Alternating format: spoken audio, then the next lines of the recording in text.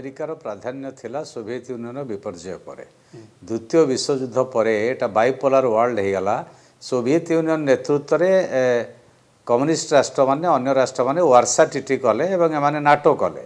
ये शीतल युद्ध चलला एटा बाइपोलार वर्ल्ड थिला एवं 1999 पर यूनिपोलार वर्ल्ड हो गला। अमेरिकार एकचाटिया आधिपत्य रहा। अमेरिका नेतृत्व में यूरोपियन राष्ट्र मान नेतृत्व में ग्याटा परिणत है WTO रे वर्ल्ड ट्रेड ऑर्गेनाइजेशन। सेतेबेले आमे लड़ाई कले जे गरीब विकासशील राष्ट्र ग्लोबल नॉर्थ साउथ जाऊ कहगला। दक्षिण गोलार्धर राष्ट्र माने एमाने क्षतिग्रस्त हेले किंतु वर्तमान ट्रम्प एटा टोटल रिवर्स कर दौरान। ये जो ओपन मार्केट रु से बर्तमान प्रोटेक्शनिस्ट मार्केट को जाउछन्ते। तांको देशर बजारटा को सुरक्षित करिवे, प्रोटेक्ट करिवे एवं नियंत्रित करिवे। तार्थ तांको देशर चाषी मानकर उत्पादित द्रव्य से सुरक्षित हम, चाषी माने सुरक्षित हेबे किंतु भारत भलिया राष्ट्रर चाषी माने सुरक्षित हेबे नहीं। तेणु ये जो प्रक्रिया को से जाउछन्ती ये जिओपॉलिटिक्स रे गोटे व्यापक परिवर्तन भूमिकंप आणुची।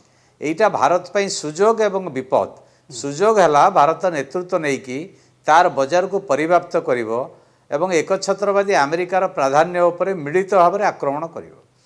विपद है जदि आम हबनमिंग करवा अमेरिका सहित सॉफ्ट पेडालिंग करवा ताले अमेरिका आमको आउरी असुविधार पकेब। तेणु अमेरिका आमर स्ट्रेंथ कौन आमर गोटे बृहत बजार अच्छी एवं वर्ल्ड रे इंडियार इमेज जा आम दक्षिण आफ्रिका रे, लाटिन अमेरिकन कंट्री रे, यूरोपियन यूनियन रे, चाइना सहित, रशिया सहित, ब्राजिल सहित ये सहित आम वाणिज्यिक कारोबार बढ़ई पारिबा एवं जो शॉकटा आसीबो ट्रम्प कर 50% टैरिफ रु से शॉकटा को अब्जर्व करि पारिबा। एटा गोटे भारत वर्षर अर्थनीति रे विराट विपर्जय आनिबो नाही किंतु लॉन्ग टर्म रे आमे एडजस्ट करि पारिबा जदि करेक्ट पॉलिसी नबा। जदि आमे प्राइवेटाइजेशन घरोईकरण को जिबा ताले विपद हबो। तेणु आमे मध्य आम शिल्प को प्रोटेक्शन दवा सहित फॉरेन डायरेक्ट इन्वेस्टमेंट केमिति आसीबो ताकू करिबा। ट्रम्प कर दुर्बलता कौन? ट्रम्प जो तांको देश भितर निजुक्ति नाही, मुद्रास्फीति अच्छी, स्लो ग्रोथ होउची, स्लगिश इकोनॉमी, कच्छप गति रे तांको अर्थनीति जाउची। तेणु याकू ट्रम्प को ऊपर डोमेस्टिक प्रेशर अच्छी ताकू से फ्रस्ट्रेटेड है कि भारतर बड़ बजार को जो कैप्चर करिया चाहूले भारत राजी है नहीं। ये है प्रमुख कारण। द्वितीय कारण है भारत करेक्टली रशिया जाइए चाइना जाउची।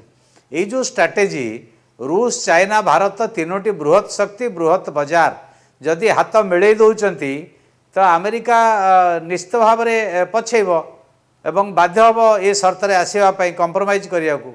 किंतु यहाँ गोटे बड़ शिक्षा है भारत प्रति अमेरिकार व्यवहार रे। आउ ता सहित डिफेन्स एग्रीमेंट बढ़ेवा कथा नुहे सर कि वाणिज्यिक राजीनामा करवा कथा नुहे। वाणिज्यिक राजीनामा करवा कथा नुहे, ये बंद करदेवा कथा। से लेसन पाइबा उचित। आज्ञा।